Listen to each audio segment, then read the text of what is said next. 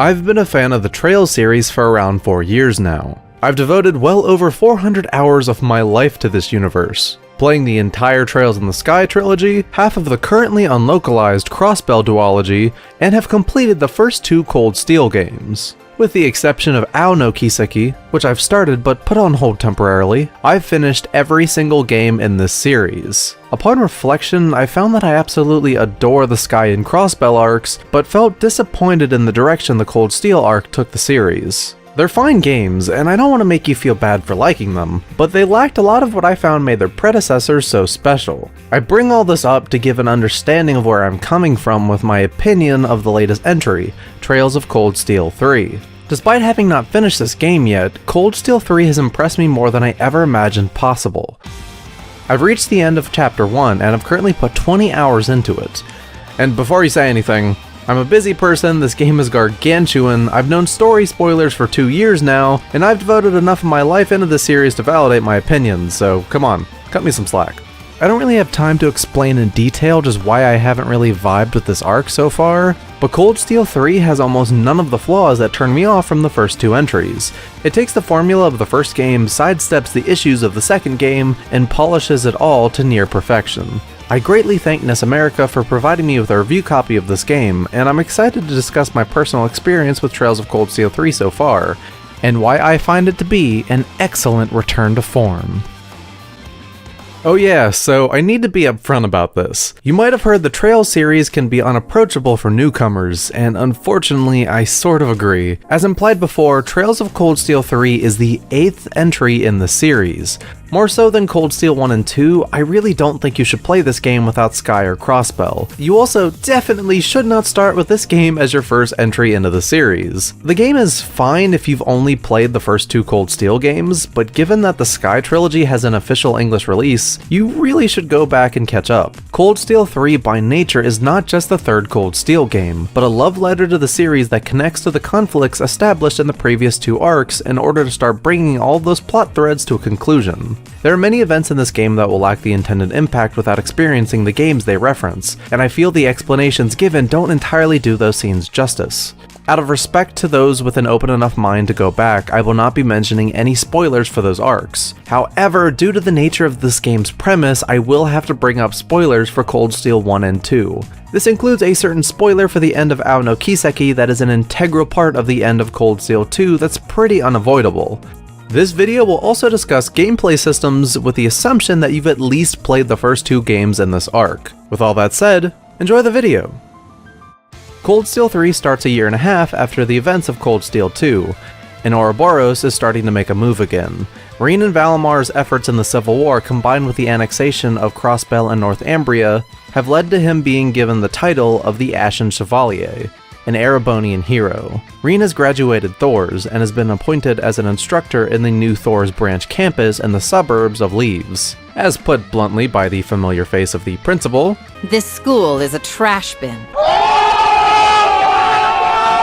This branch campus is a dumping ground for the Empire, full of failures, foreigners from annexed countries, and farmer nobles. Reen has been assigned the duty of instructing the new Class 7, now known for Special Ops. Unlike the original Class 7, which I found to be bloated in size, this Class 7 focuses on a smaller main cast. Starting with only 3 students, it comprises of Una Crawford, a Crossbell citizen who dreamed of joining the Special Support Section before the annexation, Kurt Vander, a member of the family once known as proud guardians of the Erebonian royal family before having their rank and status stripped by Gileath Osborne, and finally Altina Orion, a mysterious girl from Cold Steel 2 that served as Reen's partner on his missions for the Intelligence Division. These characters and the dynamic they share with Reen are such a huge step up over his friendships with the Class 7 alumni. Yuna's initial hatred of Reen for his part in the annexation of her home, Kurt's inferiority complex and desperation to find a new purpose in life, and Altina's struggles to fit in with people closer to her age after spending her entire life being used as an emotionless tool.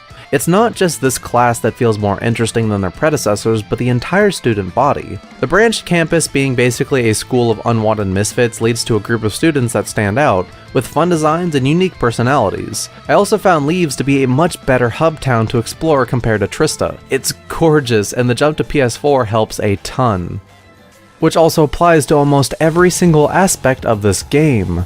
Cold Steel 3 was the first title Falcom developed specifically with PS4 hardware in mind, not something intended with a Vita as a base and ported up like with Ys 8 and Tokyo Xanadu. The visuals, level design, and frame rate are such an improvement over what we got with the ARC's first two entries. I'm aware that the PC and PS4 ports of 1 and 2 were adjusted to support 1080p and 60 frames a second, and as good as those run, I find there's still a disconnect since they were designed with 30 FPS in mind. It feels great as you run around Leaves in the opening hours, but I wasn't truly blown away into the first field study. The Providence of Sutherland is simply awesome, and from what I've heard about the field studies in the future chapters, the locales you visit only get better. The grassy roads you explore are packed with wonderfully designed monsters to fight, treasure to be discovered by going off the beaten path, amazingly catchy music, and beautiful detail put into almost every aspect of these areas. The towns you visit are everything you'd want from great Trails towns, full of interesting NPCs, multiple shops, and fun side quests. The best kind of side quest being, of course,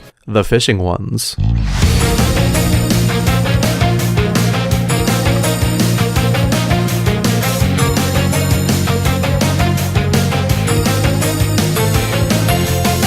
One nice improvement exclusive to the Western version of Cold Steel 3 is Turbo Mode, which was added thanks to the positive response to the feature in the modern ports for the games. All you have to do to activate it is tap on the left side of the touchpad, and instantly it'll make navigating through the expansive areas and grinding enemy encounters much quicker. However, I actually found myself using this feature less than I expected to, thanks to the game's overall quicker speed. Running around CS3's dungeons and towns feels so fluid, and it's genuinely the smoothest Falcom game I've ever played. The animations still aren't anything groundbreaking, but this is another big step up for the company. I've talked about them vaguely up to this point, but the design philosophy for the dungeons in Cold Steel 3 really deserves praise. Chapter 1's dungeons, for example, all take place outdoors, giving them all a more natural aesthetic. These areas all feel straight out of Trails in the Sky, and I'm certain that this was intentional, for story reasons that I can't get into. You almost don't even realize that they're meant to be dungeons, since they mesh so well with the rest of Sutherland.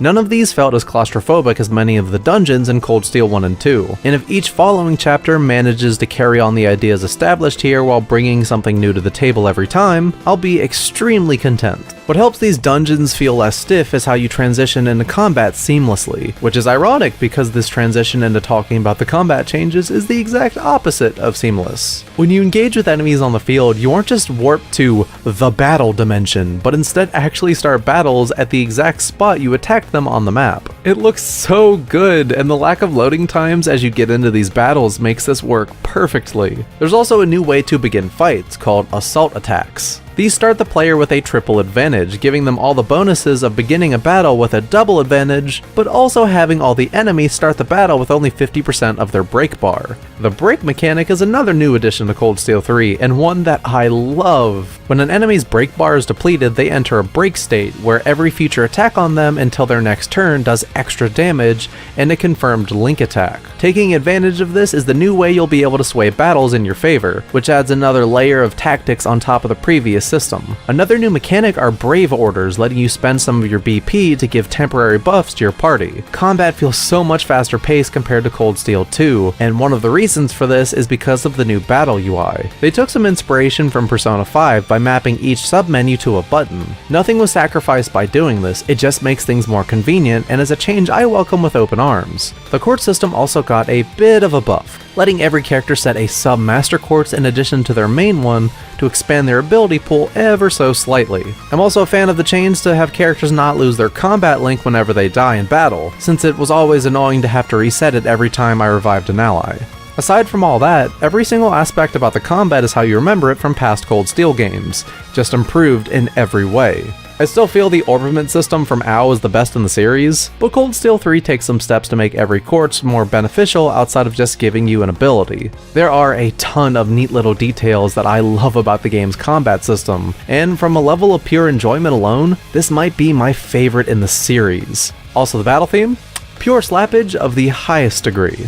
All that's left to talk about is the localization, and I don't really have much to say. A lot of people were worried about Cold Steel 3 given the state of how Ys 8 launched, but based on what I've played so far, I can confidently say NIS did a great job here. The dialogue flows well, I didn't notice any glaring issues with the text, and all the English voice actors fit their characters. You can set the voice acting to Japanese if you like, but I've always been a big fan of the English voice tracks for these games, so I continued using that. The performance of Sean Chiplock perfectly fits this matured version of Reen, and he once again completely killed it. The new Class 7 are all perfectly cast and bring a lot of personality to the roles. One worry of mine going into this game was how the characters in past arcs would be handled in English, and I'm happy that this worry was unfounded. To just name a few, Jonah Scott as Randy was a spot-on casting choice, and whoever they got to voice a certain sadistic enforcer from OW played the character perfectly. If I were to bring up a minor critique, one that's shared with both the English and Japanese version, it's that I feel that there's not enough voice acting. Maybe I'm just spoiled with how much there is in the updated ports of 1 and 2, but there could be large stretches of unvoiced dialogue that stood out to me. Again, this is a minor issue, and it didn't bother me too much since I know that this game's script is the largest in the series, and voicing all of it would likely cost way too much. All in all, based on what I've played so far, I'm happy that NIS America delivered a good localization that met my expectations. I have no reservations recommending the Western release of Trails of Cold Steel 3 for fans of the series. Thanks to the added turbo mode and numerous quality of life improvements, this is the definitive version of a wonderful game. Cold Steel 2 made me slightly cynical on a series that I've loved for a very long time, but Cold Steel 3 completely restored my faith. It features a wonderful cast of characters, a gorgeous world to explore rich with interesting lore, incredible music, and an engaging combat system that will keep you entertained for the entire duration of the game. I'm interested if the sequel will be able to keep up the momentum this game kicked off, and I'll certainly be going into the game with a more open mind than I originally intended. If I were to give it a score based on what I've played so far, I guess I'd give it a nice A+.